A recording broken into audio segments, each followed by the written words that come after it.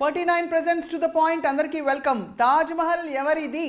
ఇదే మనకి ప్రస్తుతం ధ్వనిస్తున్న ప్రశ్న. ఇదేం ప్రశ్న అని మీరు అనుకోవచ్చు, కానీ కొన్నేళ్ళు తాజ్ మహల్ చుట్టూ అనేక వివాదాలు అలాగే రాజకీయాలు నడుస్తున్న విషయం తెలుసు మనకి. అది షాజహాన్ కట్టింది కాదు, అంతకుముందే అక్కడ హిందూ దేవాలయం ఉందన్నది ఒక వాదన. అసలు ఆ స్థలమే మా కుటుంబానిది, షాజహాన్ మా పూర్వీకుల నుంచి లాక్కొన్నాడు, అందువల్ల తాజ్ మహల్ మా సొంత ఆస్తి అని దానికి సంబంధించిన ఆధారాలు ఉన్నాయని చెప్పి వాదిస్తున్నారు బీజేపీ ఎంపీ దియా కుమారి. తాజ్ మహల్ ఏమిటి, ఇది మాదేనని చెప్పి బీజేపీ ఎంపీ అండం ఏంటి అనుకుంటున్నాం మనం, కానీ ఇది అక్షరాలు జరుగుతున్న ఒక చర్చ. తాజ్ మహల్లోని అక్కడ మూసి ఉన్న 22 గదుల తలుపులు తెరవాలని చెప్పి కోరుతూ అలహాబాద్ హైకోర్టులో పిటిషన్ కూడా దాఖలైంది. అయోధ్య బీజేపీ నేత డాక్టర్ రజనీష్ సింగ్ ఈ పిటిషన్ దాఖలు చేశారు. దీనిపై కొద్దిసేపటి క్రితమే హైకోర్టు స్పందించింది. ఇది కోర్టు పరిధిలోని విషయం కాదు, ఇది తేల్చాల్సింది చరిత్రకారులని చెప్పింది. Taj Mahal archaeology survey of India అధీనంలో ఉన్న విషయం కూడా మనకు తెలిసిందే. పిటిషనర్ వాదన ఒకటే, తాజ్మహల్లో మూసి ఉన్న 22 గదుల్లో హిందూ దేవుళ్ల విగ్రహాలు ఉన్నాయి, వాటిని తెరిస్తే అసలు చారిత్రక వాస్తవం బయటకు వస్తుందని చెప్పి వాదిస్తున్నారు. కొన్నేళ్లుగా వాట్సాప్ గ్రూపుల్లో తాజ్మహల్ అసలు చరిత్ర అంటూ చాలామంది పోస్టులు ఫార్వర్డ్ చేస్తున్న విషయం కూడా మనకు తెలుసు. అందులో నిజాలు ఏమిటి? కొంతమంది వాదిస్తున్నట్లు ఇది ఆ 22 గదుల్లో హిందూ దేవుళ్ల విగ్రహాలు ఉన్నాయా? ఇదే అంశంపై టు ద పాయింట్ మాట్లాడబోతున్నాం. మనతో పాటు సీనియర్ విశ్లేషకులు, పొలిటికల్ అండ్ అదర్ ఇష్యూస్ పై విశ్లేషకులు, అనలిస్ట్ పెంటపాటి పుల్లారావు గారు మనతో ఉన్నారు. నమస్కారం సార్. అలాగే మిట్టా నర్సయ్య గౌడ్ గారు, అందరికీ సుపరిచిత భారతీయ జనతా పార్టీ నాయకులు. నమస్కారం నర్సయ్య గౌడ్ గారు. అండ్ ఐ డ్రీమ్ స్టూడియోస్కి కాసేపట్లో జాయిన్ కాబోతున్నారు ప్రముఖ విశ్లేషకులు ప్రసాద్ గారు. First of all Narsaiah Goud గారు, మీతో ఎందుకు మొదలు పెడుతున్నాం అంటే ఇది మీ నుంచి వచ్చిన కొత్త ప్రతిపాదన కాబట్టి. ఎవరిది సార్ తాజ్మహల్? సార్, మొదటగా మేడం పుల్లారావు గారికి, మిగతా ప్రసాద్ గారికి మీకు గుడ్ ఈవినింగ్ అండి. ముఖ్యంగా ఈ ప్రశ్న, ఈ దియా కుమారి గారు ఈ ప్రశ్న లేవనెత్తడానికి, ఇది చర్చకు జరగడానికి కారణం ఏంటంటే, ఈ అయోధ్య యూనిట్ మీడియా ఇన్ఛార్జ్ అయినటువంటి రజనీష్ సింగ్ గారు ఈ లక్నో బెంచ్ లో, అలహాబాద్ హైకోర్టుకు సంబంధించిన లక్నో బెంచ్ లో ఒక పిటిషన్ దాఖలు చేయడం అయింది. ఆ పిటిషన్ సారాంశం ఏంటంటే, తాజ్ మహల్ సిల్లార్ లో ఉన్నటువంటి 22 గదులలో అందులో హిందూ విగ్రహాలు కానీ, స్కల్ప్చర్ కు సంబంధించిన మిగతా విషయాలు ఏమైనా ఉండవచ్చు అన్న అనుమానం ఉంది. కాబట్టి వాటిని ఒకసారి ఎంక్వైరీ చేయండి, ఉండవచ్చుననేది అందరూ చెప్తున్నారు, అనుమానాలు ఉన్నాయి. కాబట్టి దాంట్లో ఎంక్వైరీ నిజాలను తేల్చండి అని మాత్రం అనే ఒక పిటిషన్ దాఖలు చేయడం అని జరిగింది. అయితే అది దాఖలు చేసిన తర్వాత 2 రోజులకు ఈ దియా కుమారి, అంటే వీరుకు సంబంధించినటువంటి రాజకుటుంబానికి సంబంధించినటువంటి ఏమంటారు అంటే మాజీ యువరాణి అని, ఈమె రాజ్ సమంద్ కాన్స్టిట్యున్సీ నుంచి వాళ్ళు ఎంపీగా, భారతీయ జనతా పార్టీ ఎంపీగా గెలిచిరు. వాళ్ళు మాన్సింగ్ 2 కు గ్రాండ్ డాటర్ అవుతారు. వాళ్ళ డాడీ, వాళ్ళ మమ్మీ పద్మిని, వాళ్ళ డాడీ పేరు వచ్చేసి మనం భవానీ సింగ్, అంటే వీళ్ళ డాటర్. అయితే ఈమె స్పందించిన విషయం ఏంటంటే, ఈ తాజ్ మహల్ కట్టినటువంటి ప్రాంతము మా పూర్వీకులకు, మా రాజ కుటుంబానికి సంబంధించింది. దానికి సంబంధించినటువంటి కాగితాలు పోతీఖానాలు, అంటే మా ఆర్కీవ్స్ లో ఉన్నాయి. ఇప్పుడు అలహాబాద్ హైకోర్టు కనుక ఒకవేళ సబ్మిట్ చేయమని అడిగితే ఖచ్చితంగా మేము వాటిని సబ్మిట్ చేస్తాము. దీని మీద చర్చ జరగాలి, దీని మీద విషయాలు ఎంక్వైరీ కావాలి. మరి అది ఓపెన్ చేసి దాంట్లో కనుక హిందూ విగ్రహాలు ఉన్నాయా, లేకపోతే దీనికంటే ముందు గుడి ఉందా, విషయాలు ఆర్కియాలజికల్ సర్వే ఆఫ్ ఇండియా తేల్చాలని ఆమె మాట్లాడడం జరిగింది. అయితే భారతీయ జనతా పార్టీకి సంబంధించిన ఎంపీ కావడం వల్ల ఆటోమేటిక్ గా ఎవరైతే స్పందించాలో వారు స్పందిస్తా ఉన్నారు.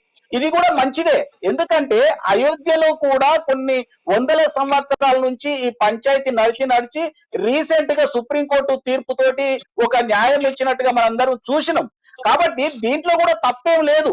ఇప్పుడు ఈ పిటిషన్ ను విచారిస్తే, ఇప్పుడు వాళ్ళు ఏమంటారంటే, కోర్టు కూడా ఏమంటుంది, మీరే చెప్పారు ఇప్పుడే స్పందించి, ఇది ఆర్కియాలజికల్ సర్వే ఆఫ్ ఇండియా తేల్చాల్సింది, చరిత్రకారులు తేల్చాల్సింది, ప్రభుత్వం తేల్చాల్సింది. ఇది కూడా మంచిదే, ఎందుకంటే ఎంక్వైరీ అనేది జరిగితే 140 కోట్ల మందికి వాస్తవాలు ఏందో తెలుస్తాయి. దీంట్లో ఎవరు కూడా ఉలిక్కి పడవలసిన అవసరం లేదు, ఎవరిని కూడా నిందించే అవసరం లేదు. నిజాలు తేల్చాలంటే ప్రభుత్వం ముందడుగు వేయాలి. కోర్టు డైరెక్షన్ మీద ఆర్కియాలజికల్ సర్వే ఆఫ్ ఇండియా వాస్తవాలను బయట పెడితే హిందువులు కానీ, ముస్లింలు కానీ అందరూ కూడా ఊపిరి పీల్చుకుంటారు. ఇది కమ్యూనల్ వైలెన్స్ కు దారి తీసే ప్రశ్నే లేదు. కాబట్టి బీజేపీ ఎంపీ స్పందించింది కాబట్టి ఖచ్చితంగా ఇది ఆ కోణంలో చూడాలంటే మాత్రం నేను ఖండిస్తున్నా. కాబట్టి నేను ఏమంటున్నా, కోర్టు పరిధిలో ఉండి కోర్టు ద్వారా ఇది ఒక సమస్యకు పరిష్కారం జరగాలని భారతీయ జనతా పార్టీ కోరుకుంటా ఉంది. ఏపీ మైనారిటీస్ హక్కుల పరిరక్షణ సంఘం అధ్యక్షులు ఫారూక్ షిబ్లీ గారు కూడా జాయిన్ అవుతున్నారు. ఫారూక్ షిబ్లీ గారు, గుడ్ ఈవినింగ్ సార్, నమస్కారం, అస్సలం వలైకుం. ఫారూక్ షిబ్లీ గారు, ఇది అసలు పూర్తిగా ఇది ఏ విధమైన వాదన అనుకుంటారు మీరు? అంటే ఒక్కసారిగా ఇది ఇన్ని సంవత్సరాల తర్వాత, అంటే కొంతకాలంగా ఎక్కడో వాట్సాప్ గ్రూపులో తెరుస్తున్నది, ఇప్పుడు మెయిన్ స్ట్రీమ్ మీడియాలోకి వస్తోంది ఈ చర్చ. తాజ్ మహల్ ఎవరు కట్టించారో, అంతకుముందు అక్కడ ఏముందని? తాజ్ మహల్ ఎవరు కట్టించారు అనేది కాదు మేడం, తాజ్ మహల్ ఎవరిది అనేది ఇప్పుడు ప్రెసెంట్ వాదన అనేది స్టార్ట్ అయింది. తాజ్ మహల్ ఎవరిది అంటే కనుక దానికి సింపుల్ ఆన్సర్ నాకు తెలిసినంత వరకు ఇది తిలిక్ పెట్టుకున్నటువంటి హిందువులది కాదు, లేకపోతే గడ్డం టోపీ పెట్టుకున్నటువంటి ఒక ముస్లింది కాదు. యావత్తు 130 కోట్ల మంది భారతదేశాన్ని ప్రేమించే భారతీయులు. ఈ విషయాన్ని మనం అందరం కూడా గ్రహించాలి. ఇప్పుడు నేను చేసే టాపిక్ అంటే డిస్కషన్ ని బట్టి చాలా మంది కొంచెం నిలవచ్చు, కానీ నేను కొంచెం I need couple of minutes madam. Sri Lanka పరిస్థితి మనం అందరం కూడాను చాలా నిశ్చితంగా గమనిస్తుంది. మొత్తం యావత్తు ప్రపంచం కూడాను ఏంటి శ్రీలంక పరిస్థితి అని చెప్పేసి అక్కడ జరిగినటువంటి కొన్ని అంశాలు మీ దృష్టికి తెస్తాను మేడం. దాంట్లో నుంచి శ్రీలంక అన్న పదం, దాని తర్వాత మతతత్వం అన్న ఈ 2 పదాలు కనుక మనం మైనస్ చేసి ఆ ప్లేస్ లో దేవుడు అటువంటి పరిస్థితి తీసుకుని రాకూడదు అని చెప్పేసి నేను కోరుకుంటున్నాను. బట్ ఈ సిచ్యువేషన్స్ చూస్తుంటే మటుకు అది మాట్లాడక తప్పట్లేదు. హలాల్ మాంసాన్ని అక్కడ బహిష్కరించడం జరిగింది, క్రైస్తవులపై హింస ఒక రేంజ్ లో జరిగింది, మసీదులపై దాడులు ఎన్నో జరిగినాయి, బుర్హాపై నిషేధం విధించారు, తమిళులపై అణిచివేత జరిగింది. అదే విధంగా మీరు మీడియా ద్వారా తప్పుడు ప్రచారం ఎంత రేంజ్ లో కావాలంటే ఆ విధంగా వాళ్ళకి కావాల్సిన విధంగా మీడియా ప్రచారం చేసుకునే వాళ్ళు. మత విద్వేషాలు అనేది పీక్ లెవెల్లోకి వెళ్ళిపోయినాయి, మతపరమైనటువంటి చట్టాలను తీసుకురావడం జరిగింది. వీటన్నిటిని కూడాను ఆమోదించడం, ఇదంతా కూడాను మనం అందరం కూడాను ఇప్పుడు కాకపోయినా కానీ లాస్ట్ ఒక 2 years లో గమనిస్తే ఇవన్నీ కూడా జరిగినాయి మేడం. బట్ ఇప్పుడు ఏమైంది? ఇప్పుడు ఆర్థిక వ్యవస్థ పూర్తిగా పతనం అయిపోయింది, భారీగా అప్పులు పెరిగిపోయాయి, ద్రవ్యోల్బణం, నిత్యావసర కొరత, నిత్యావసర సరుకుల రేట్లు ఆకాశానికి అంటుతున్నాయి.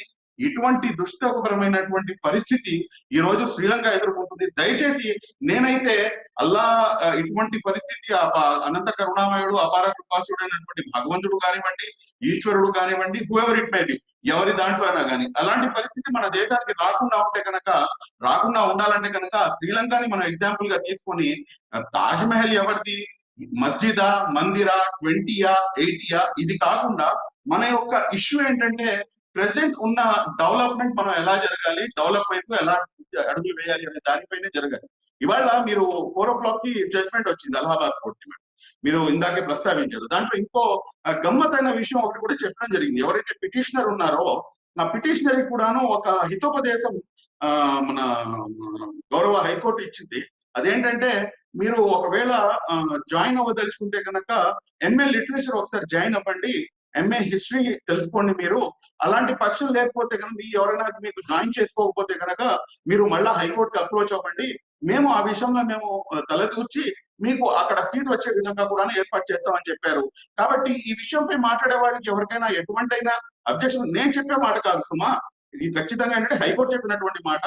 ఎవరైనా ఎంఏ జాయిన్ అవ్వాలంటే కనుక ఈ విషయంపై మనం చర్చించవచ్చు. రైట్, చాలా విషయాలు తెరపైకి తీసుకొచ్చారు ఫారూక్ షిబ్లీ గారు. పెంటపాటి పుల్లారావు గారు, సార్, యాజ్ ఆల్వేస్ మనకి వి నీడ్ ఇలాంటి ఒక వివాదాస్పద అంశం మీడియాని ఎంగేజ్ చేస్తుంది, ప్రజల్ని కూడా ఎంగేజ్ చేస్తుంటుంది. నిజంగా ఇది ఈ టైంలో తెరపైకి రావడం, తాజ్ మహల్ ఎవరిదని మీరు అనుకుంటున్నారు సార్? ఒకటి, ఫస్ట్ ఆఫ్ ఆల్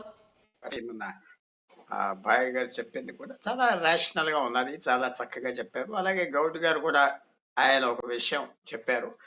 నాకు ఫస్ట్ పాయింట్ ఏంటంటే ఆ గదులు తెరిచి చూస్తే పెద్ద ఆశ్చర్యం ఏమన్నా ఉంటుందా లేదా, అది పెద్ద తప్పు లేదు. విగ్రహాలు ఉంటే మంచిది, విగ్రహాలు లేకపోయినా మంచిది. తెరిచి చూస్తే ఆ రహస్యం ఏంటో అందరికి తెలిసిపోతుంది, అసలు ఏం లేకపోతే మంచిది.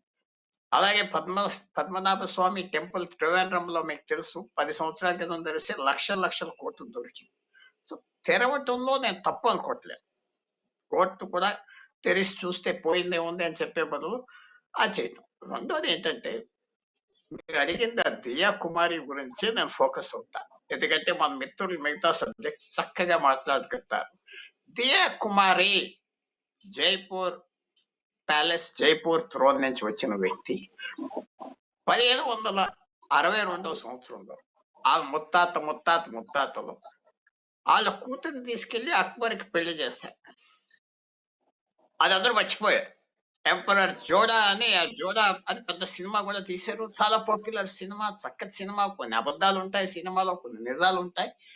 కానీ హిస్టారిక్ ఫ్యాక్ట్ ఏంటంటే ఆమె ముత్తాతలు మొఘల్స్ తో సంబంధం పెట్టుకున్నారు, తప్పులేదు. అలాగే మొఘల్స్ ఎప్పుడైతే తగ్గిపోయారో 1800లో చక్కగా ఈస్ట్ ఇండియా కంపెనీ, బ్రిటిష్ కంపెనీని మొఘలు తరిమేసి ఈస్ట్ ఇండియా కంపెనీతో సంబంధం పెట్టుకుని ప్రాస్పర్ అవ్వారు. చక్కగా వాళ్ళ కింగ్డమ్ కాపాడుకున్నారు. 1947లో తప్పక భారతదేశంగా కలిసిపోయారు. అది మాత్రం మనకి పెట్టుకోవాలని, మాది మేమిచ్చాం, మా దగ్గర నుంచి లాక్కున్నారనే దుఃఖం కాదు. ఎందుకంటే షాజహాన్ ఎంప్రెస్ జోడా మనవడు, వాళ్ళు ముస్లింస్ గా కన్వర్ట్ అవ్వారు, అబ్బాయి పెళ్లికి వెళ్ళి అయ్యంతా మన వేరే విషయం. సో నేను చెప్పే దియా కుమారి ఫోకస్ చేస్తున్నా. ఆమె ఈ గేమ్ ఒక లేట్ కమర్ అంటే ఆలస్యంగా వచ్చి మాది అంతా నీది, నువ్వు ఎలాగిచ్చావు, అందువల్ల ఆమెకు అంత క్రెడిబిలిటీ ఉన్నదంటే మాత్రం నేను ఒప్పుకోవట్లేదు.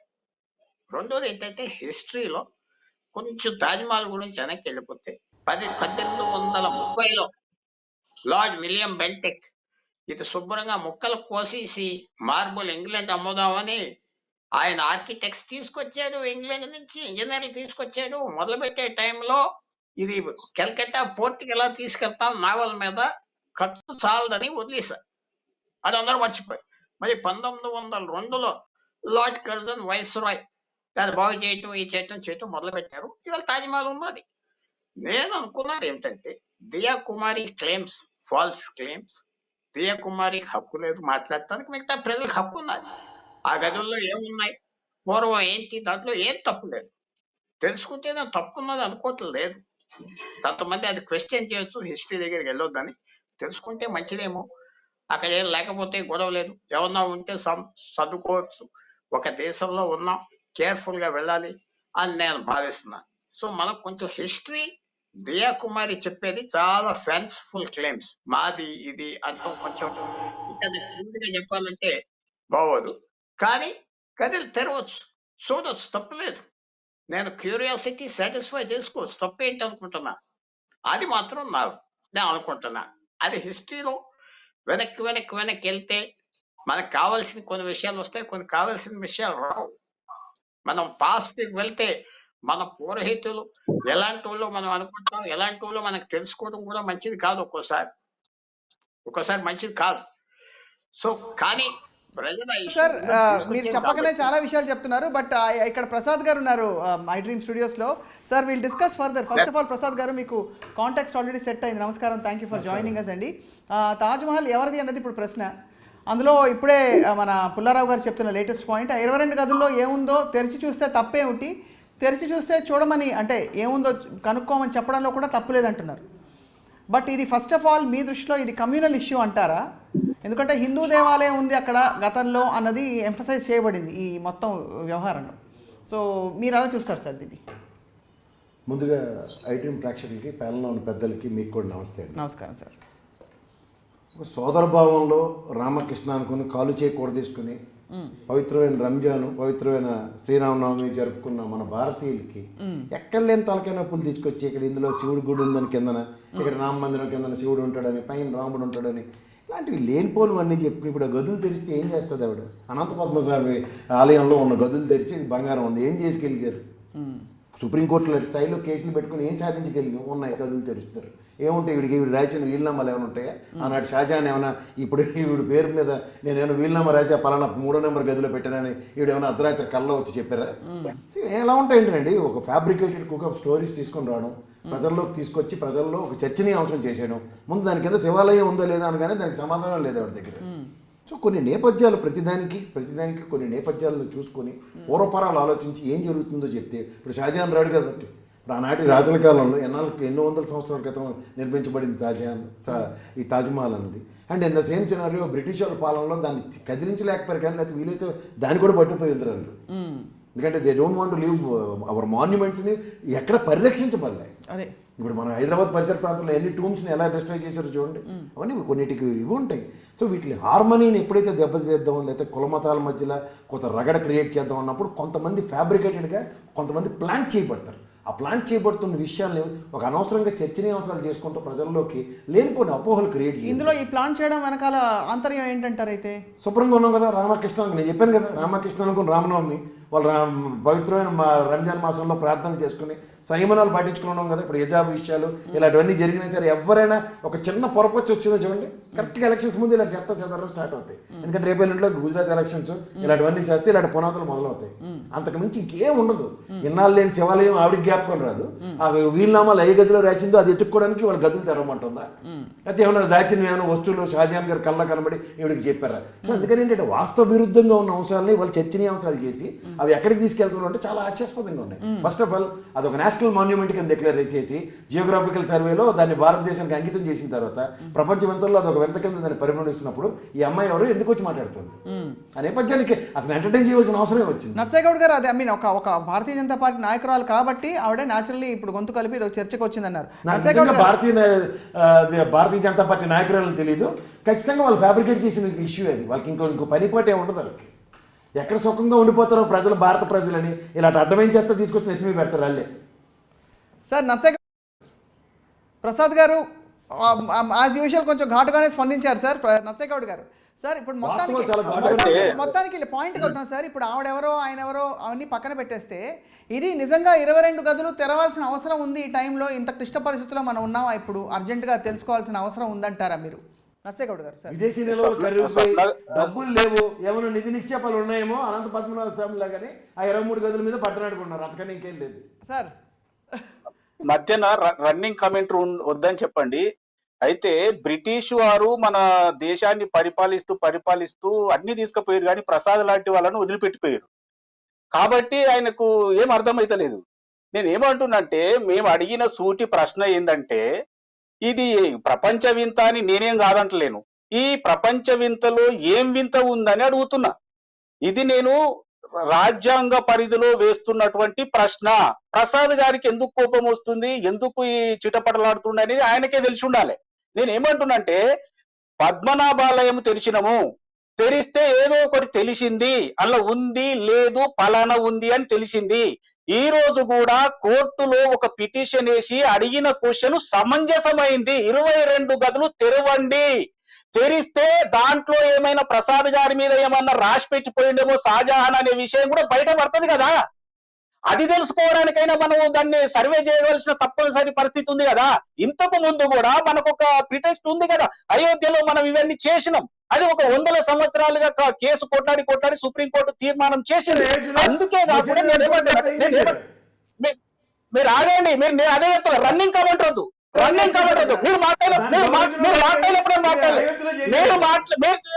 మీరు ఫస్ట్ వినడం నేర్చుకోండి. మీరు రాజకీయ నాయకులు కాదు, మీరు వినడం నేర్చుకోండి. You concentrate on the subject better. నేను ఒకటే చెప్తాను. నేను ఏమంటున్నానంటే ఒకవేళ అసలు అడ్డమైన చెత్త మీరు అడ్డమైన చెప్తాను మీడియాలో మీరు అడ్డమైన చెత్త అంటే మీరు సరిగా మాట్లాడండి. ఏం మాట్లాడుతున్నారు? సబ్జెక్ట్ మీద మాట్లాడండి. అరే ఏం మాట్లాడుతున్నావు? నువ్వు ఆగు. అరే ఎవరండి నువ్వు చెప్పు. వినో ఫస్ట్ వినడం నేర్చుకో. నువ్వు వినడం నేర్చుకో. నేను నువ్వు మాట్లాడినప్పుడు లేదా నువ్వు చెత్తతో మాట్లాడినావు, పనికిరాని చెత్త మాట్లాడినావు, నాకు విలువదా నువ్వేం మాట్లాడినావు? జరాగు. నేనేమంటున్నా మేడం, భారతదేశంలో నేను శాంతిగానే ఉన్నా మేడం, మధ్యాహ్నం రావద్దని చెప్తున్నా. ఆయన గంట మాట్లాడినా నేను వింటా, నాకు ఓపిక ఉంది. నేనేమంటున్నా, కాన్స్టిట్యూషన్ పరిధిలో కోర్టులో ఒక పిటిషన్ వేసి ఎవరైనా ఈ 22 గదులలో ఏముందో తేల్చమని అడిగే హక్కు ఎవరికైనా ఉంది. అలాగే ఇక్కడ బీజేపీ యూనిట్ మీడియా ఇన్ఛార్జ్ అయినటువంటి రజనీష్ సింగ్ గారు పిటిషన్ వేయడం జరిగింది. ఇది తప్పు కాదు కదా. రెండు విషయాలు చెప్తాను. ఒకటి, అడగడము తప్పు కాదు. రెండవది ఏంటంటే దియా కుమారి గారు ఆమెది పూర్వీకులదని ఆమె క్లెయిమ్ చేస్తుంది. అది తప్ప ఒప్ప అనేది నేను తేల్చాల్సిన అవసరం లేదు. కోర్టు పరిధిలో ఆమె ఏమైనా సబ్మిట్ చేస్తే అది తప్ప Oppo archaeology survey of India, government, చరిత్రకారులు, పుల్లారావు లాంటి పెద్దలు వీళ్ళందరూ కూర్చొని ఏదో ఆ నిర్ణయం చేస్తారు. దానికి మనమెవరమండి డిసైడ్ చేయడానికి? ఏది పిటిషన్ వేసే హక్కు లేదా? చర్చించే హక్కు లేదా? ఒట్టినే చెత్తంతా మాట్లాడే హక్కు ఉన్నప్పుడు. కాబట్టి రెండో విషయం ఏంటంటే దీనికి ఒక కారణం కూడా ఉందండి. ఏదో గుజరాత్ ఎన్నికలు వచ్చినాయి, ఆ ఎన్నికలు వచ్చినాయి. ఎన్నికలు కంటిన్యూస్ ప్రాసెస్, అవి వస్తూనే ఉంటాయి, పోతూనే ఉంటాయి. దాంట్లో పెద్ద సమస్య లేదు. గెలుస్తారు, ఓడతారు. ఓసారి కాంగ్రెస్ గెలుస్తారు, ఒకసారి బీజేపీ గెలుస్తాయి, ఒకసారి మిగతా వాళ్ళు ఎవరో ఒకరు గెలుస్తారు. దాంట్లో పెద్ద కాన్సన్ట్రేట్ చేయాల్సిన అవసరం లేదు. కానీ చరిత్రను పరిశీలించినట్లయితే గతంలో ఏమేమి జరిగినాయి, ఎట్లా జరిగినాయి, ఎవరిని ఆక్రమించుకురు, ఎవరు ఏమి కూలగొట్టిరు, ఎవరు దేని మీద ఏం కట్టిండ్రు అనేది మనకు కనిపిస్తున్నాయి. కాబట్టి అనుమానంతో ఒక పిటిషన్ వేసిండు. ఆ అనుమానాన్ని నివృత్తి చేయవలసిన అవకాశం కోర్టులకు ఉంది, గవర్నమెంట్ కు ఉంది. కాబట్టి దానికి సపోర్ట్ గా ఈ దియా మిర్జా భారతీయ జనతా పార్టీ ఎంపీ కాబట్టి ఆమె మాట్లాడే వరకు ఏమైపోయిందంటే it is taking a communal angle. కాబట్టి సార్ నర్సయ్య గౌడ్ గారు పాయింట్ నోటెడ్. ఒక్క నిమిషం సార్ ప్రసాద్ గారు, షిబ్లీ గారు, ఫారూక్ షిబ్లీ గారు చెప్పండి సార్. యా మేడం, మొత్తం చర్చ విన్నాను నేను.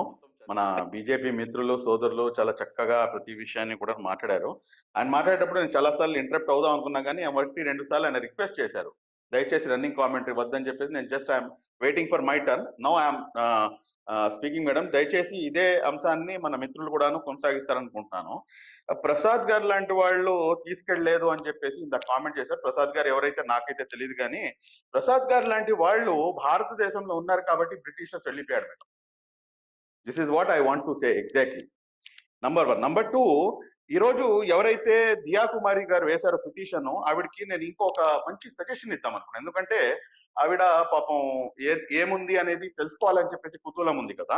మనకి అంబానీ బ్రదర్స్ తెలుసు కదా, మనకి అంబానీ గారిది ఒక ఇల్లు ఉంది, చాలా పెద్ద ఇల్లు ఉంది. ఆ ఇంటికి వాళ్ళు అంటాలియా అని చెప్పేసి ఒక పేరు పెట్టారు. ఆ అంటాలియా మీద రీసెర్చ్ చేయమని చెప్పి. ఇట్స్ బెటర్ ఏంటంటే, ఎందుకంటే ముస్లిం అన్న కాన్సెప్ట్ ఎక్కడికైతే వచ్చిందో ఇమ్మీడియట్ గా మన సోదరులకి పూనకం వచ్చింది, అక్కడ ఏదో జరిగిపోయింది, అక్కడ ఏదో ఉంటుంది. ఘటన టోపి చూడంగానే ఇమ్మీడియట్ గా దాన్ని ఎలాగైనా కానీ ఖండించాలా. There end the matter. ఇంకా వేరే కాన్సెప్ట్ అనేది ఏమి ఉండదు. సో ఈ అంటాలియా మీద సోదరులు కానీ లేకపోతే ఎవరైనా కానీ దానిపై పిటిషన్ వేస్తే బాగుంటుంది అని చెప్పేసి నేను అనుకుంటాను. ఎందుకంటే 4532 స్క్వేర్ మీటర్స్ లో ఉన్నటువంటి ఈ అతిపెద్ద కట్టడం, దీని గురించి చాలా మంది చాలా రకాలుగా మనం మాట్లాడుకుంటున్నాం. అది యాక్చువల్ గా కరీం భాయ్ ఇబ్రాహీం హోజా యతీం ఖానా అండి. యతీం ఖానా అంటే అది అనాథాశ్రయం అనమాట. అది అనాథాశ్రయము. అది ఇంతకు ముందు వక్ఫ్ బోర్డ్ అండర్ లో చాలా స్పష్టంగా వక్ఫ్ బోర్డ్ దానికి చారిటీ కింద రన్ చేసేది. ఇది నేను చెప్తున్న మాట అయితే కాదండి. దయచేసి అది కూడా మీరు నోట్ చేసుకోవచ్చు. కావాలంటే కనుక వికీపీడియా ఒకసారి కొడితే దాని గురించి మొత్తం జాతకం వచ్చేసింది.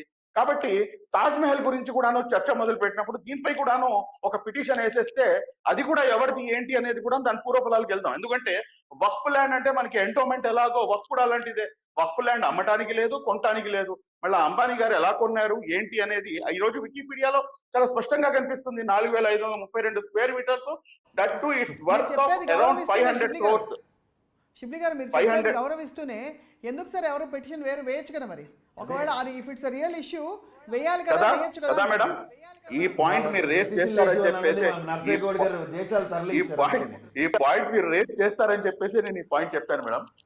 నాకు ఒక గౌరవం అనేది ఉందండి. మేము త్యాగానికి ఒక నిదర్శనంగా ఈరోజు భారతదేశం ఉంది. ఎందుకంటే ఈరోజు ఏం జరిగింది 1992లో, దాని తర్వాత మొన్న జడ్జిమెంట్ లో ఏం జరిగింది, ఏ విధంగా ఎన్ని పాయింట్స్ ముస్లింస్ కి ఫేవర్ గా వచ్చినాయి. పెద్దలు ఉన్నారు, పెద్దలకి కన్నా ఎక్కువగా మనకి చరిత్ర ఏం తెలియదండి. పాపం ఆయనకి అంత చరిత్ర తెలుసు. ఆయన మొత్తం నాకు తెలిసి ఆ జడ్జిమెంట్ మొత్తం చదివేసి ఉంటాడు ఆయన. నేను కోంకిస్కా కొట్టంగానే చేస్తూ స్మాల్ ఫెలో అనమాట నేనైతే ఆయన ముందు. సో ఆ జడ్జిమెంట్ చూస్తే కనుక ఏముంది ఆ జడ్జిమెంట్ లో, జడ్జిమెంట్ ఎటువైపు వెళ్ళింది అంతా ఉన్నా కూడా కానీ జడ్జిమెంట్ రాకముందు మేము ఒక మాట చెప్పామండి. ఆ మాట ఏంటంటే, దానికి మేము స్వాగతించలేం కానీ గౌరవించి తీరుతామని చెప్పేసి ఈ రోజు కూడాను అదే మాట మీద ఉన్నాం. ఇంకా ఎన్ని సంవత్సరాలు మనం ఈ మస్జిద్, మందిరు, ఈ తాజ్ మహల్, అది ఇది తొక్క తోటకూర అని చెప్పేసి పోట్లాడుకుంటుంటాం మేడం.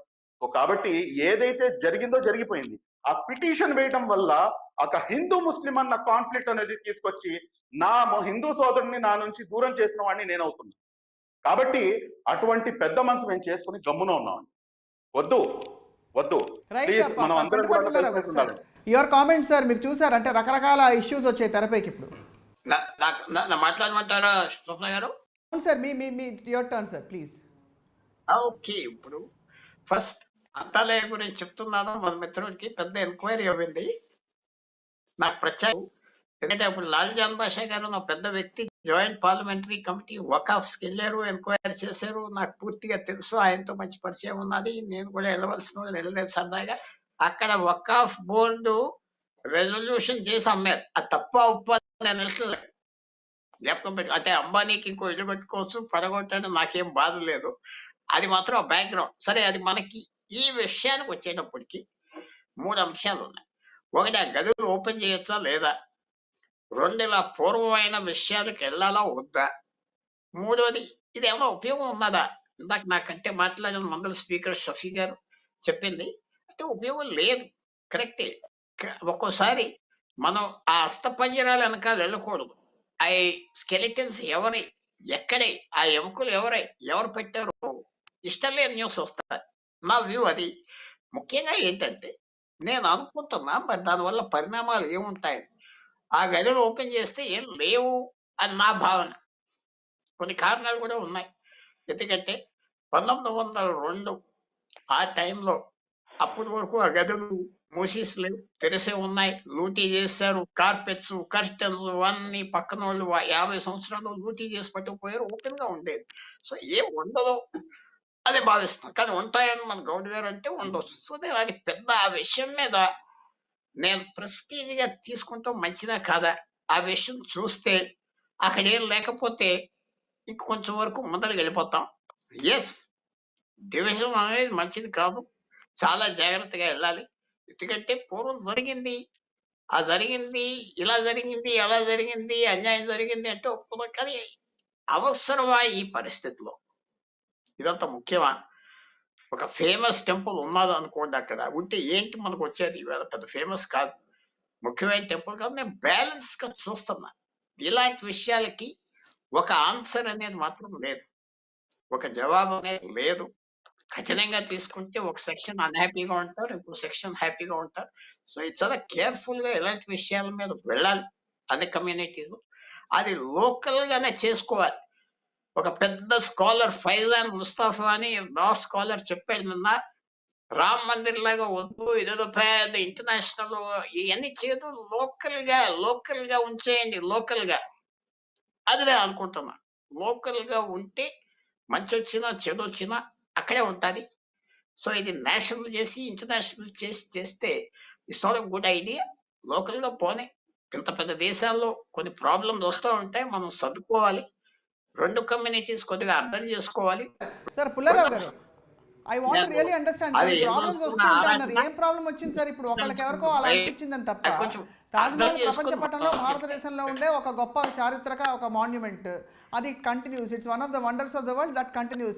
తాజ్మహల్ అందంగా తెల్లగా ఉంటుంది, ప్రేమికులకు చిహ్నం, అది కంటిన్యూస్. ఇవన్నీ కంటిన్యూ అవుతున్నప్పుడు వాట్ ఈస్ ద ప్రాబ్లం అనేది క్వశ్చన్. రెండోది, ఐ వాంట్ టు ఆస్క్ మిమ్మల్ని, ప్రసాద్ గారిని, ఇక్కడ ఈ నిజంగా తెరిచి చూస్తే ఏముంటుంది, ఉంటే ఏమిటి, దొరికితే ఏమిటి, అనడం కంటే కూడా ఈ అంశాలు ఇప్పుడు తెర మీదకి ఎందుకు వస్తున్నాయి అనే ఆ వెనకాల ఉండే విషయాన్ని బయటికి తీస్తే, అంటే is there some kind of ఒక విధమైన డివైడ్ తీసుకురావడానికి కొంతమంది చేస్తున్నదా అనే ఒక ప్రశ్నకి సమాధానం మనం తప్పకుండా తీసుకురావాలి సార్. ప్రసాద్ గారు, యువర్ కామెంట్ సార్, అండ్ అలాగే పుల్లారావు గారు comment on this sir.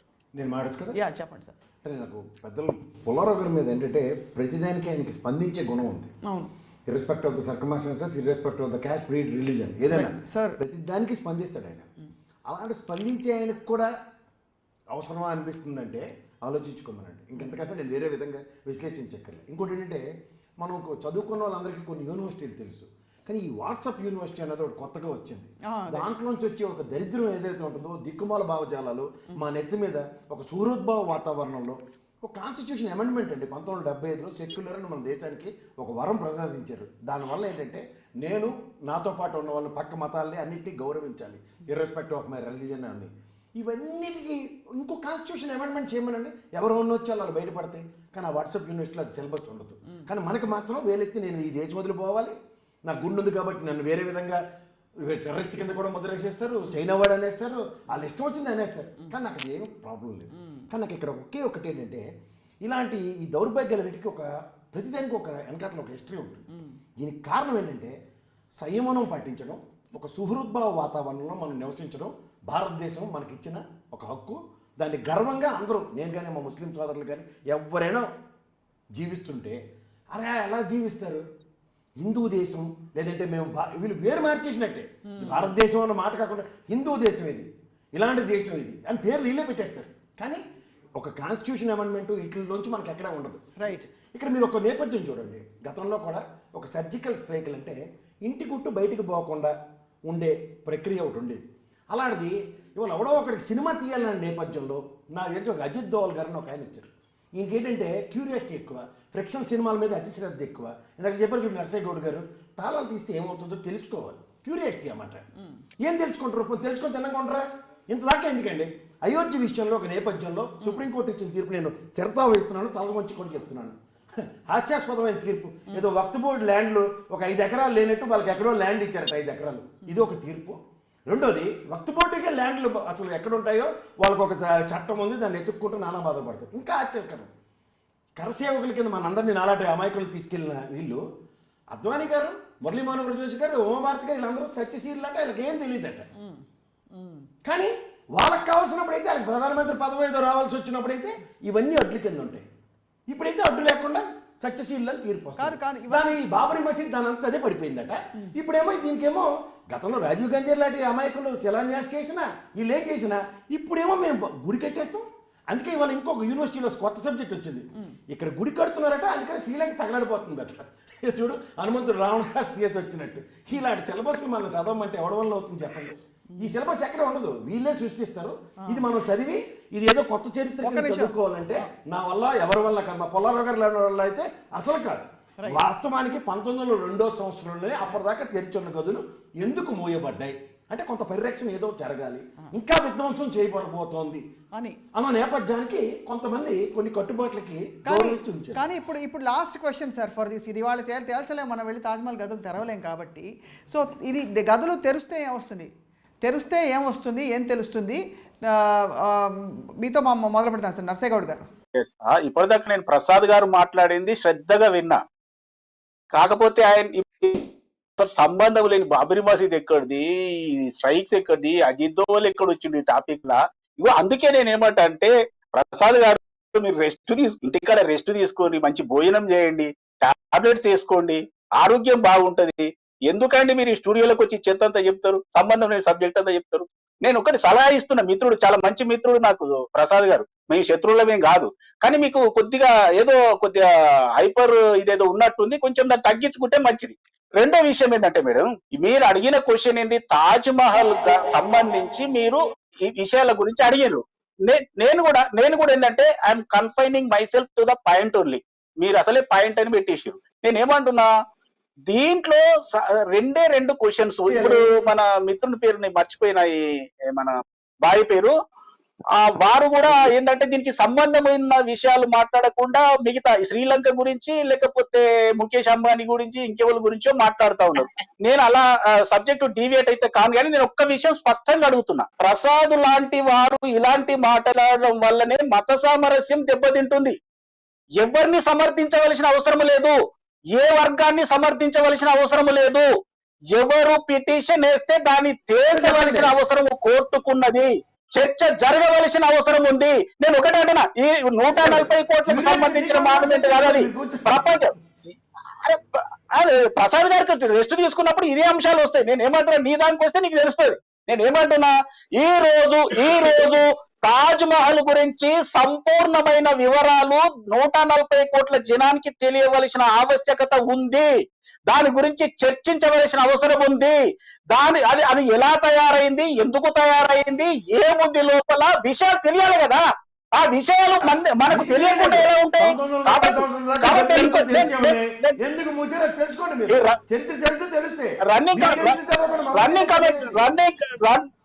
Running comment ఆపాలి. నేను మాట్లాడినాక నీ ఇష్టం, గంట సేపు మాట్లాడు స్వప్న గారు ఇస్తే. నేనేమంటున్నా మేడం, ఒకటి ఇప్పుడు చరిత్రను చదువుకొని మిగతాది మనం తయారు చేసుకుంటా ఉన్నాం. మన పూర్వీకులు ఏమేమి సాధించారు, ఏమేమి చేశారు, అవన్నీ కూడా తెలుసుకొని ఎలా ఎలా ఎలా ముందుకు పోవాలో తెలుసుకున్నాం. కాబట్టి అదే విధంగా తాజ్మహల్ అంటే ప్రపంచంలో 7 వింతల్లో ఒకటిగా పరిగణించబడుతున్నటువంటి ఒక మాన్యుమెంట్ మన దేశంలో ఉండడం గర్వకారణం. దాని గురించి విపరీతమైన చర్చ రావడానికి ఆపాలంటే చర్చ జరగాలి. ఆర్కియల్ సర్వేస్ ఆఫ్ ఇండియా వాళ్ళు చెక్ చేయాలి, వాస్తవాలు బయటకు తీయాలి. ఎస్ నర్సేగౌడ్ గారు ఇక్కడ ఒక్కటే అబ్జెక్షన్. నర్సేగౌడ్ గారు ఊరికే పని కట్టుకుని క్యూరియాసిటీ అనో బుద్ధి పుట్టిందనో అలా మనం అన్ని తవ్వుకుంటూ పోయి తీసుకుంటూ పీక్కుంటూ పోయాం అనుకోండి దేశం అంతా. అలా చూసి బుద్ధి పుట్టి ఫర్ ఎగ్జాంపుల్ ఐటీ దాడులు నిర్వహించవచ్చు కదా, వాళ్ళ ఇంట్లో అసలు ఏముందో చూద్దాం అని చెప్పి. ఒక నేపథ్యం ఉంటే నర్సేగౌడ్ గారు ఒక క్రెడిబిలిటీ ఉంటుంది ఈ హోల్ ఎక్సర్సైజ్ కి.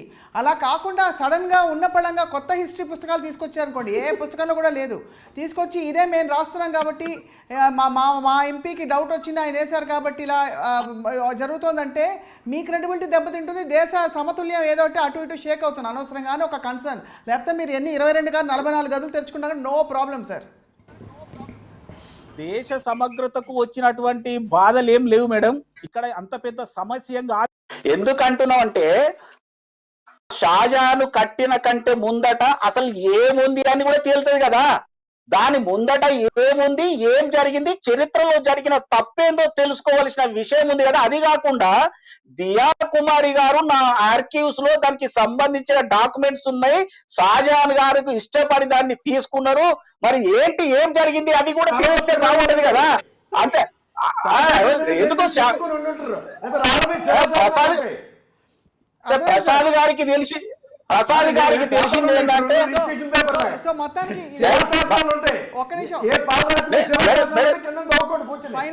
ఫైనల్ ఎనీవే ఆర్కియలాజికల్ వస్తుంది అని చెప్పి గౌరవ కోర్టు చెప్పేసింది. So final comment Farooq Shibli garu and finally sir Pentapati Pullarao garu, we need your comment also sir. Farooq Shibli garu, మరి ఈ అంశం మీరు ఎలా చూస్తున్నారు? ఇది తవ్వితే లేకపోతే మళ్ళీ 22 గదులు తెరిస్తే మీకేమన్నా అభ్యంతరమా? నాకు చంద్రముఖి సినిమా గుర్తొస్తుంది. నా నోట్లో మాట లాక్కున్నారు మేడం మీరు. అదే చెప్పబోతున్నాను, మీరు అక్కడ వెనకాల నుంచి అదే చెప్పారు మీరు. ఇప్పుడు చంద్రముఖి సినిమాలో ఏ రకంగా అయితే ఈ తలుపులు తెరవంగానే అది రారా అని చెప్పేసి సాంగ్ నడుస్తుందో, అలాగా ఏమైనా ముంతాజ్ బేగం అక్కడ ఏమైనా డాన్స్ చేసిద్దేమో వాళ్ళు ఏమైనా కనుక్కోవాలి. పిచ్చి కుదిరిందా తలుపు తీస్తే? అది ఏమైనా ఇప్పుడు వీళ్ళ పిచ్చి కుదిరిద్దా అంటే ఏమో తెలియదు. బట్ అల్టిమేట్లీ నేనైతే with serious comments I'm telling only one thing madam. ఈరోజు భారతదేశం చాలా విషయాలపై మనం కాన్సన్ట్రేట్ చేయాల్సినటువంటి అవసరం ఉంది. ఇటువంటి అన్నెసెసరీ థింగ్స్ ఓకే, చరిత్ర గురించి తెలుసుకోండి, అంతా చేయండి, కానీ ఇదంతా ఈ వాట్సాప్ యూనివర్సిటీ ద్వారా ఏంటంటే ఒక రకంగా ఏంటంటే సమాజాన్ని విచ్ఛిన్నం చేయడానికి, సమాజంలో ఒక 80:20 భావజాలం రేకెత్తించడానికి, ఇవన్నీ ఏంటంటే ఈ సోదర భావాన్ని ఏదైతే ఈ కమ్యూనల్ హార్మనీ ఉందో దాన్ని డిస్టర్బ్ చేయడానికి ఇవన్నీ కూడాను ఒక ప్రోద్బలంలా తయారవుతుంది. కాబట్టి దయచేసి మిత్రులతో సోదరులతో నేను విన్నవించుకునేది ఒకటే, మీరు మాకు ఏం శత్రువులు కాదు, మేమైతే మీకు శత్రువులు అన్న సంగతి చాలా స్పష్టంగా మీరైతే ఎన్నోసార్లు మీరు బహిర్గతంగా చెప్తుంటారు. కానీ మేమైతే మానవతావాదులం కాబట్టి మానవులందరూ కూడా సమానంగానే మేము పరిగణిస్తాం, అలాగే చూస్తాం. కాబట్టి దయచేసి ఇటువంటి అంశాలపై మనం ఎక్కువగా కాన్సన్ట్రేట్ చేయకుండా మనం అందరం కూడా కలిసికట్టుగా ముందుకు వెళ్తేనే ఈ దేశం సూపర్ పవర్ అవ్వాలి అని చెప్పేసి మనం కలలు కంటున్నాం. కానీ సూపర్ పవర్ అవ్వాలంటే కనుక అక్కడ తాజ్ మహల్ లో ఏముంది, లేకపోతే చార్మినార్ లో ఏముంది, లేకపోతే అక్కడ ఏముంది, ఇక్కడ ఏముంది, గడ్డం టోపీ బురఖా లేకపోతే ఈ వీటిలో ఏముంది అని చెప్పేసి చూసుకుంటూ కూర్చుంటే మటుకు సమాధానం అయితే ఏం దొరకదు. Sri Lanka is the best example. Thank you very much madam. Pentapati Pullarao గారు, సార్ మొత్తానికి ఇది ఆర్కియలాజికల్ సర్వే పరిధిలో వచ్చేదే అని చెప్పింది గౌరవ కోర్టు. కాబట్టి న్యాచురలీ ఇందులో పొలిటికల్ అండర్ కరెంట్స్ కావచ్చు, కమ్యూనల్ అండర్ కరెంట్స్ కావచ్చు, వీటిని ఎలా పరిష్కరించాలి సార్? ఎవరెవరు పెద్దలు పైకి రావాలంటారు ఈ విషయంలో, ముందుకు రావాలంటారు? శుభ్రంగా ఆ 1830లో ఆ నావల మీద కోసి లేకపోతే ఒక పెద్ద ఆర్కిటెక్చర్ రెండు కమ్యూనిటీస్ మధ్యన ఈ తగాదా వస్తుందా, లేకపోతే రెండు గ్రూప్స్ మధ్యన ఇది కేర్ఫుల్ గా సార్ట్ అవుట్ చేసుకోవాలి. నేను ఇందాక ఒక మాట అన్నా, ఇది ఓపెన్ గా ఉండేది 1900 వరకు, ఎవరు కాసేవారు కూడా కాదు, కన్ఫర్మ్, అది చరిత్రలో కన్ఫర్మ్ రికార్డ్స్ ఉన్నాయి. సో ఇది ఈ రూమ్స్ లో ఏమన్నా ఉన్నదా అంటే గౌడ్ గారు అనుకున్నట్టుగా నేనేం లేదనుకుంటా. సో అది మనం డిసైడ్ చేసుకోవాలి. ప్రజలు హార్మనీ మాత్రం important. కొన్ని విషయాల్లో సొసైటీ డిమాండ్ చేసే అనేది పెద్ద మరి ఆ కాంట్రవర్సీలోకి వెళ్ళడానికి నాకు ఇష్టం లేదు. ఇది అంత అలాంటి విషయమా, అంత అన్నెసరీగా మనం మ్యాగ్నిఫై అనవసరంగా ప్రతి ఈ విషయానికి అది అవసరమా, అదే నేను ప్రశ్న అడుగుతున్నా. మిగతా రన్ అవుతున్నాయి, అది వేరే అదేదో సెంటిమెంట్ ఉన్నదా లేదా చూద్దాం. ఈ తాజ్మహల్ వచ్చేటప్పటికి ఇది అదేదో పెద్ద రొమాంటిక్ గా అది వచ్చింది ఇది వచ్చింది టెంపుల్ ఉన్నది ఉంచిన ఈ వేళ మాత్రం అది ఒక ఫేమస్ టెంపుల్ గా కూడా కాదు. విషయం చెప్తున్నాను గౌడ్ గారు, కొంచెం కేర్ఫుల్ గా వెళ్తే మంచిది అదే భావిస్తాను. కేర్ఫుల్ గా ఇటు వెళ్ళాలా అది ఒక మీడియం మధ్యవర్తిగా ఎలా చేయాలి, ఎవరికి నొప్పి లేకుండా. ఎందుకంటే ఇది టిపికల్ రిలీజియస్ ఇష్యూ కాదు, ఏదో మాస్క్ ఇది లేకపోతే గుడి ఉన్నది అక్కడి కాదు. కాబట్టి ఇది కొంచెం హిస్టరీ తరఫున వెళ్ళాలా అంటే హిస్టరీ తరఫున వెళ్ళాలేమో అని నేను భావిస్తున్నాను. ప్రసాద్ గారు వీళ్ళు కన్క్లూడ్ సార్. నర్సేగౌడ్ గారు క్లుప్తంగా చెప్పవలసిన కోరుతున్నాను సార్, మాకు చర్చ ముగిస్తున్నాం కాబట్టి. నేనేమంటున్నా, నేను ఇది కమ్యూనల్ యాంగిల్లో నేను చూడట్లేదు.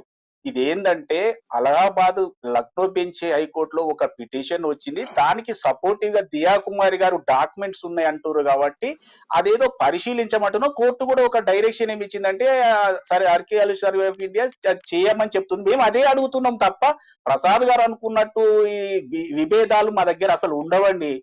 కుహానా శక్తి లౌకిక శక్తుల వల్లనే ఈ ఇబ్బంది అంత వస్తుంది. మా దగ్గర మా ఇద్దరు మంచిగా ఉంటాం, హ్యాపీగా ఉంటాం, మా బాయ్ సాబ్ నేను మంచిగా హ్యాపీగా ఉంటాం. ప్రసాద్ లాంటి వాళ్ళ వల్ల ఇబ్బంది వస్తుంది.